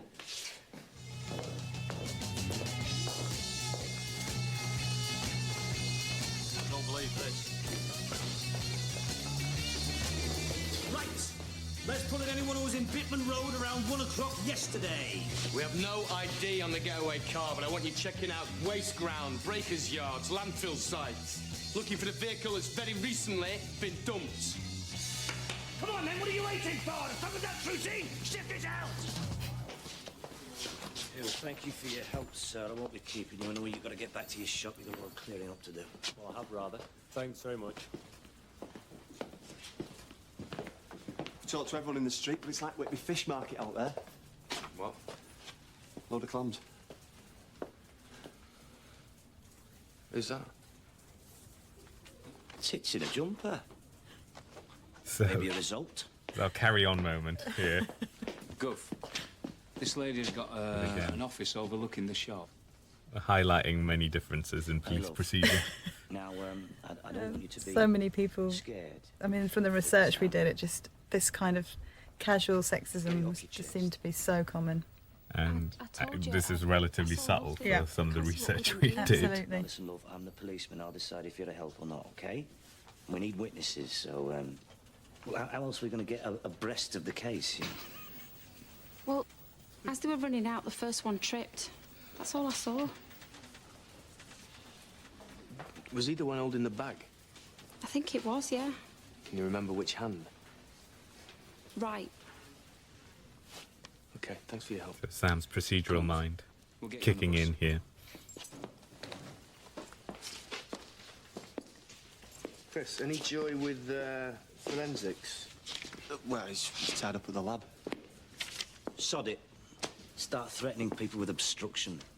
Usually jogs a few memories. Yeah, it's likely to make people even more scared of coming forward, even if they do know something. Well, come on in, Brainiac. Surprise us with your new way of policing.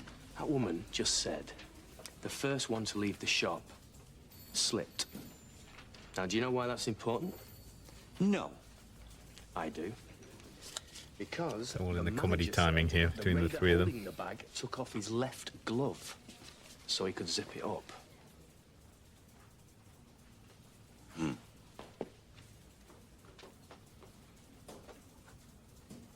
What?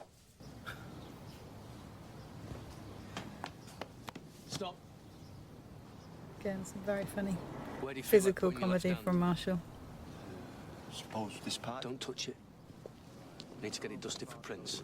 Yeah, but forensics are tied up at the moment. Can't get down here for another 3 hours.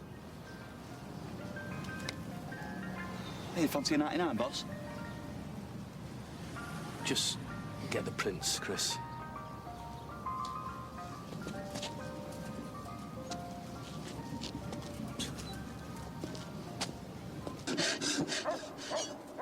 If you can't take Mohammed to the mountain. Yeah, clever bit of sound How many work prints there. have you got on that pipe between you? That pipe is so plastic. Right.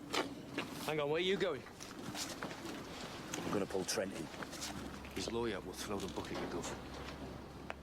So now setting up the next part of the story. Murder in the division, including the Maple Lane Lovely poisoning Lennon of Pitt. 1883.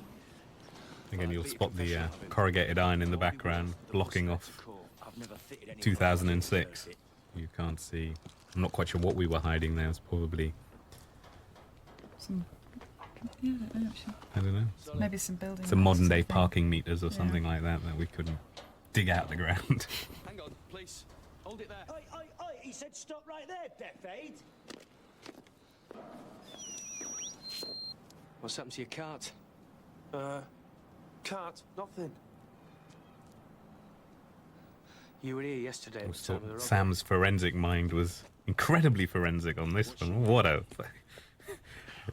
pick up the dent on the Very bin. sharp. Oh, he's a sharp But he boy, is our isn't he? hero, so. Yeah. Did someone run into your car, Well done. Leonard? Is this car paint? It's recent. Yeah. Would you like a cup of tea? Oh, hey, what's that noise? You're giving him a cuppa. And don't fret. It's a lovely shot if you watch it. It's a travelling Before it ruins our radio. shot that continues, Could you get Mr. Pitt a cup of tea? follows the actors around. He's a key witness. So, could you treat him like a person, Phyllis? Do you remember people? You used to be one. Not bad for you, boss. I like it when Sam comes back with his own dry humour. Thanks. It's not just Jean that can be funny. You were in Bitman Road at around 1 It's actually the kind of dry humour and sarcastic humour of Sam with the slightly broader humour of Jean. Please, okay? Makes it so Mallet-like fun. humour, you mean? Yeah. I think that's perfect juxtaposition. It's a bit more kind of dry, the humour now, isn't it? Yeah. These days. Yeah. I don't know. Sorry, was that like you This saying really the is letter E, Jean at you his don't know the rest? one Or of was his that most obnoxious like you points. saying, E, I don't know.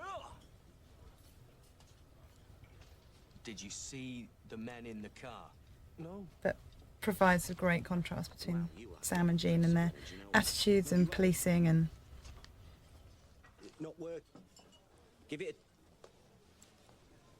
Take your time, Leonard. Take your time. Now, there aren't any skid marks on the road. So if these guys were going fast enough to lose control... Look, I've heard enough, I mean... OK, listen. A girl was shot. She's critical. They hit you. They hit your cart deliberately, didn't they?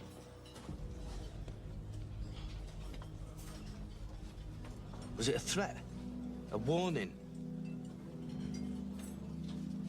Talk to me.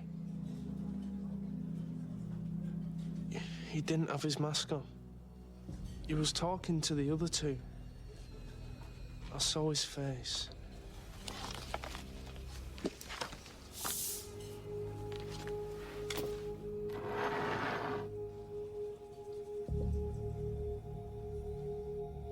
Now, I know some of you don't like the way I do things. And I know some of you blame me for yesterday. But if we all pull together... This set is so versatile. Every time you're in there for a different scene, you can be somewhere different and different we have a witness shot who can and ID different Trent. Yes, as I mentioned in the last episode, it was, I think, So let's pull him in. everything shot so, I mean, designed with so many juxtaposing lines, and you can't settle on it. So you can basically shoot that set in any angle you want, and you're going to get a different feel. This is a great location right in the heart of Manchester. You filth! Rotten bloody filth! Your mum's filth! And your kids are filth! Mrs. Trent, why don't you just tell us where we can find thrown your out of nephew? our Piss off! audition room when we were auditioning for this part. When we were in the BBC, and I don't think the people in the offices either side of us were very impressed with the language. Pub call the coachman. She pulled it off beautifully there, didn't she? It's a very hard one to do. Yeah. Thanks for your help, love. You're a set of bastards, both of you. Do you know that? Shut up. White dog shit. Oh yes, the famous white dog shit. Apparently it was the bone meal or something that was used in the dog food from the early 70s. That's right, isn't it, Claire? That's right, yeah. Which gave us that distinctive look. He usually gets one of the biggest laughs of the show, actually, from people who lived through the era. I certainly remember standing in enough of it.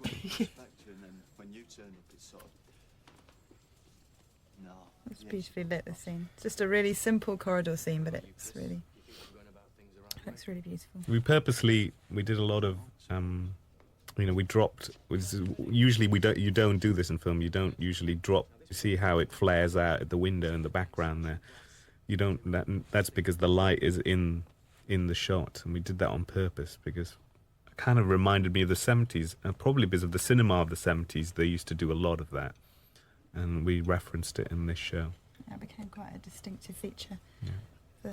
The lighting. Take your time.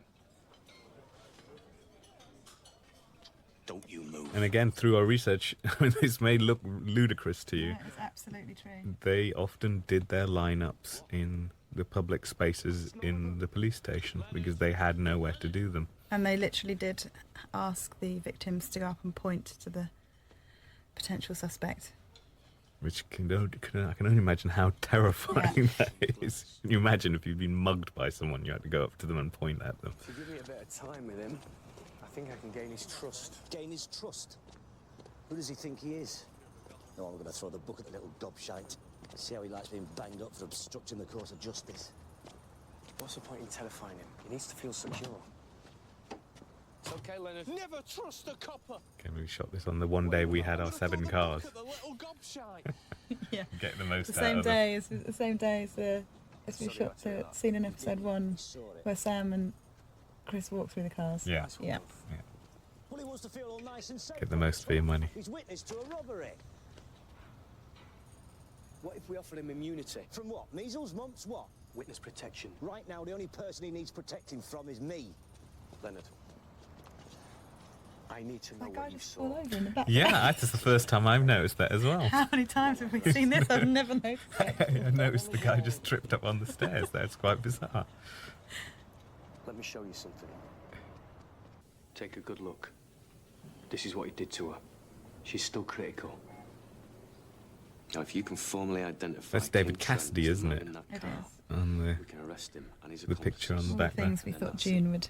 They'll be You think inside. you thought June would be a David Cassidy Yeah. fan? Guarantee you. You don't even know who David Cassidy is, Claire. Well, kinda. Now, will you help me? Remember my sister really liking him. If you didn't, Manju, I'm really sorry, but I'm sure you did. Good man. Now, I need you to take a ride with me and see if we can find Trent and identify him. No. Relax, relax. I'm talking about travelling incognito. In reality, and if you recognise, this is the same location as the run along the back of the canal. It was this one of those things where we shot the same thing on the same day from a different angle. This is a strange scene, really, because it doesn't really get you anywhere in terms of driving the plot forward. But it was just such a brilliant bit of comedy from Matthew that we had to give it a fantastic performance there from Phil. This is the great thing about this show, is that you can do such over-the-top things that you wouldn't normally do, like hiding Philip there until it's revealed. I mean, it's so ridiculous, but somehow or other this show allows you to get away with that kind of stuff. Oh, I don't like the sound of that. Just look after him till morning. I'll stick a CID card outside as well. It'll only be a few hours. Then, first light, bring him into the station. We just tried to feed this theme of trust and trust in your team, and particularly trust between Sam and Annie through the whole of this episode. Just a little moment there. Annie's going to sit with him tonight. Hey, Leonard, funny in the flat. Nice work.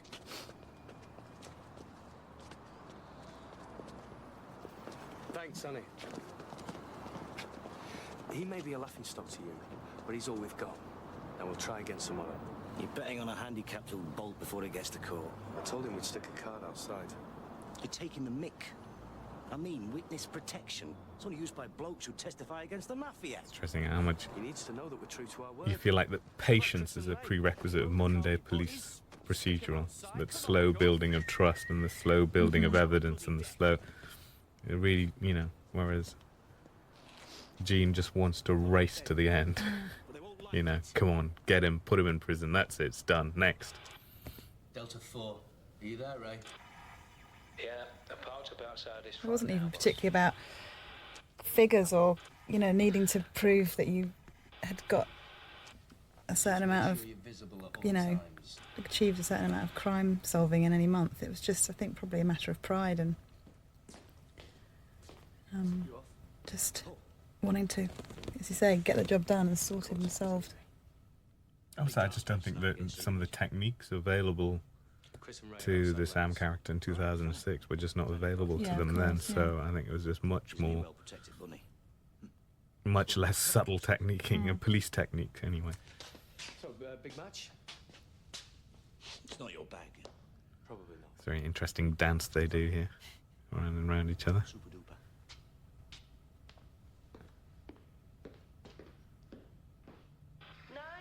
Now this is a complicated shot. It may look very simple to you, but this is 13 people walking around this microphone, moving flags that stop the light flaring in the lens, kind of pushing the camera around. I'm probably on my hands and knees wandering around looking at the actors. So the one shot deal is a very complex shot. It's so simple and It beautiful. does, it's always the trick.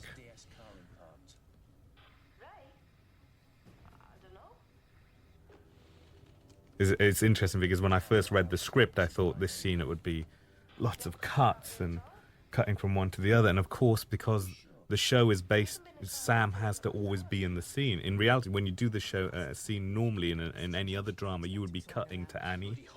You'd see Annie in the other room. You'd see her running around. You'd see someone break through the window. You can't. You'd probably see Gene and the guys in the pub.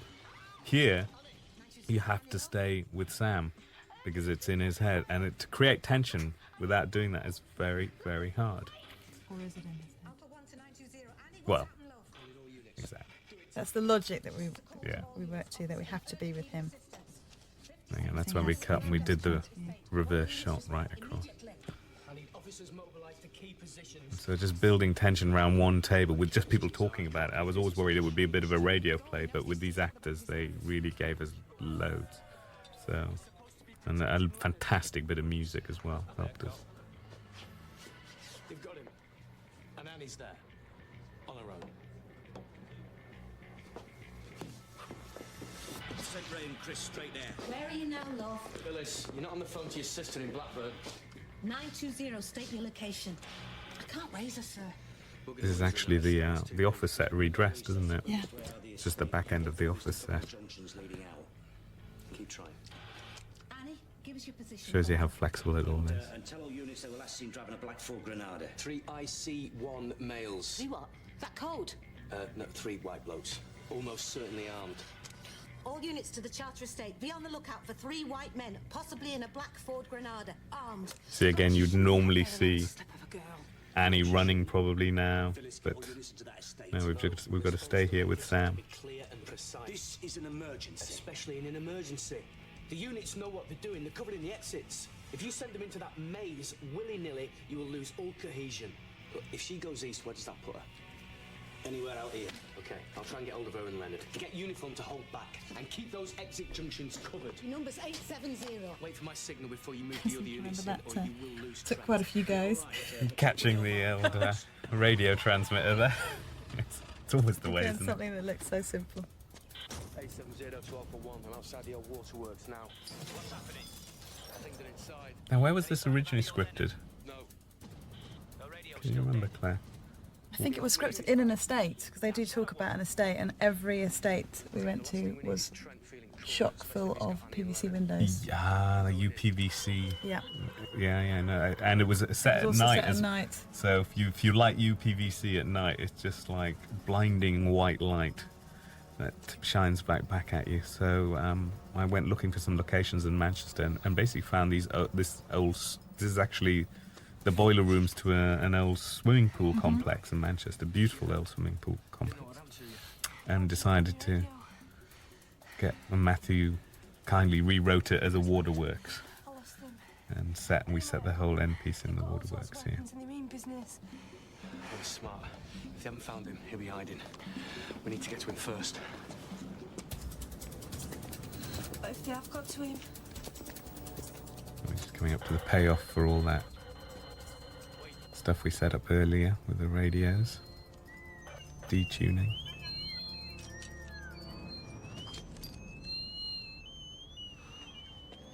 Leonard! Oh God, you had us worried. Turn your hearing aid down. And the music throughout this sequence is fantastic, just really adding to the tension and drama. Wait a minute, it's a car. Should we skid it? Yes! Round 'em up, bricks. We couldn't. I was desperate to get that chimney in that shot, and I eventually found the shot. We spent ages looking for that. I thought Adam came up with it in the end.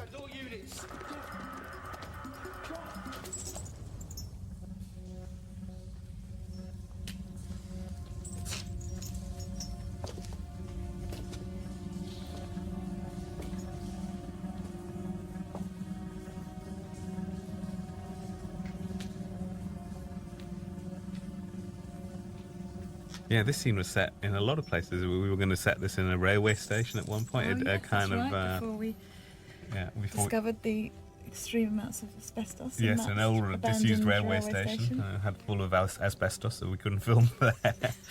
So eventually it ended up in the waterworks. So I think very well. It's kind of fitted in really It's very nicely. atmospheric. And the actual kind of dripping of the water and the steam, particularly in the next scene, it's really atmospheric.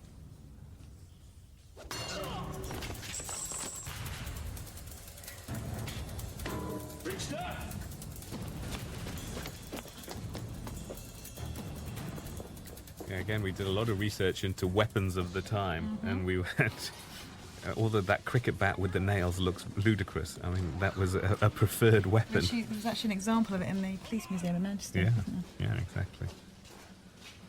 Not very nice indeed. We used to also wrap barbed wire around cricket bats, which is a nice thought. You the bird and the spastic. Yeah. For armed robbery and attempted murder. Place is surrounded. By who? They've left you on your own. And from what I've seen, your DCR will be glad to get shot here. Bet you wish you'd left us in that cell now. No. Leonard, stay behind me. We'll protect you. Leonard, face down! You know what, Mr. Tyler? I'm gonna be leaving you to last. That way, you get to see what happens.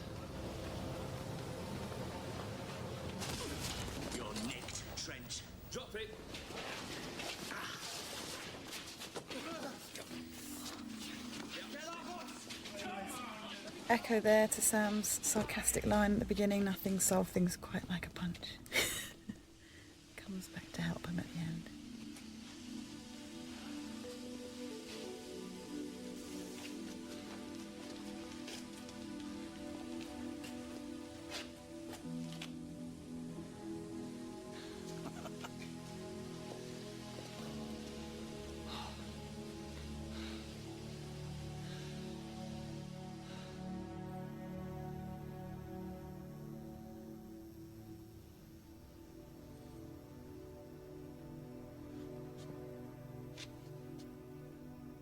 The scene is so beautifully You don't have lit. to say anything, just point and...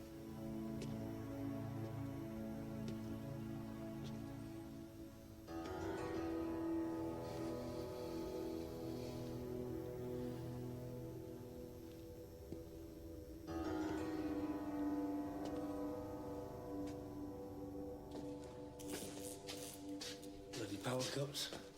And seeding our big sequence in the hospital that's just about to come with the power cuts there. I just got the actor that walked past to say bloody power cuts, just in case people thought we got the lighting wrong.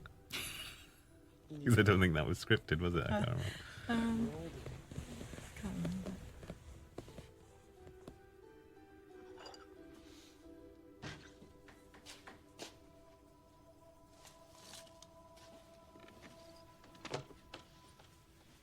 It's one of my favourite scenes, I think, of the whole series, just encapsulating their relationship and Sam's predicament and his kind of state here in I know 73. having me here is difficult for you.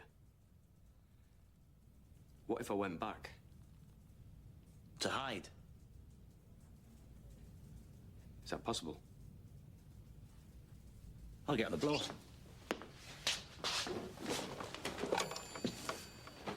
You can do that. You can just send me back to where I came from. Yeah.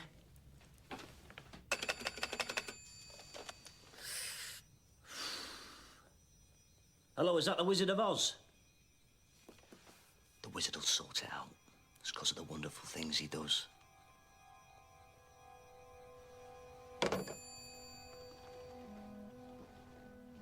It really is. Yeah, it is a beautiful scene, isn't it? I think they play it so well. I think you really feel that Sam, you know, does for a second think that he might actually get to go home. But then when Jean tells him he asked to be here, it just gives him something to think about. And the doctors say you're off the critical list. Now, this scene originally was a smaller scene, wasn't it? It was like a few of the lights flickered in a room and stuff, and I just... You went to town on it, didn't you? I'm sorry. I just found this location and then we thought we'd, you know, Stunning. give ourselves a movie-like ending, really. And this is a big setup again. We get all these lights to switch off down the corridor. And the doors as well. And the doors to slam. That was really awkward. You won't believe how difficult that was to do. Yeah.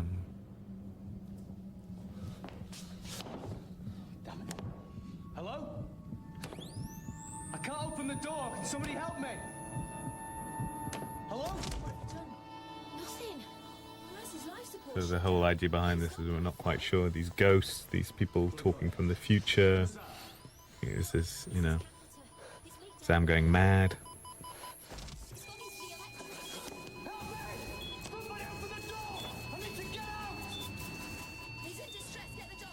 think you just feel so much for him at this point.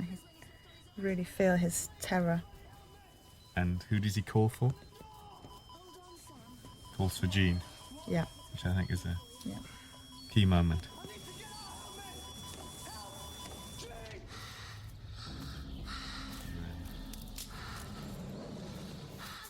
What is this, Claire?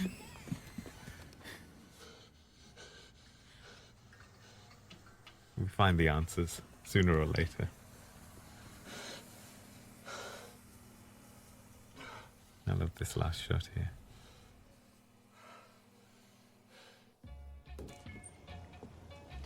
Hey, Pilgrim.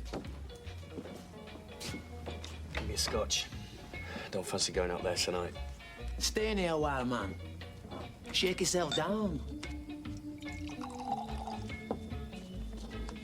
Be cool. You deserve it. You've been busy.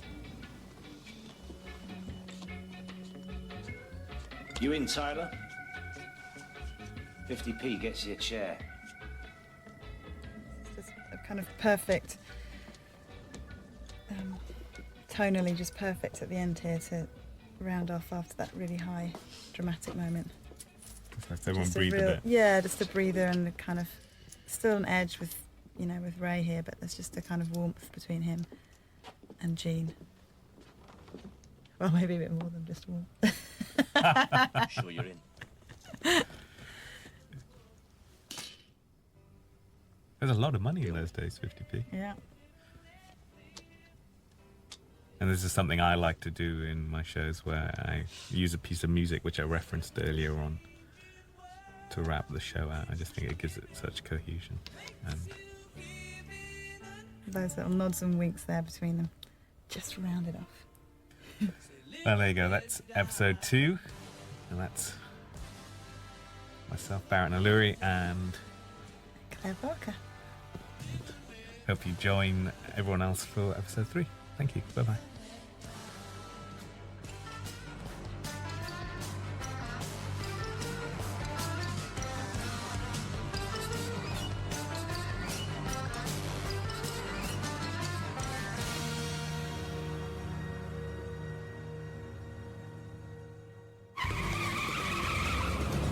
I've got a reported stabbing. Crester's Textiles, Queen Mary Road. He's in my flat. Golden rule in all these cases is the first one to speak did it. You can't give up, Sam. Yeah, you're right. I'm here. I'm still here. Whatever lifeblood is left in your veins, use it. You must keep fighting. Worth fighting for. Worth dying for. Worth killing for. I'm thinking about what's important. I'll show you paperwork. Who killed him? It's over, Nelson.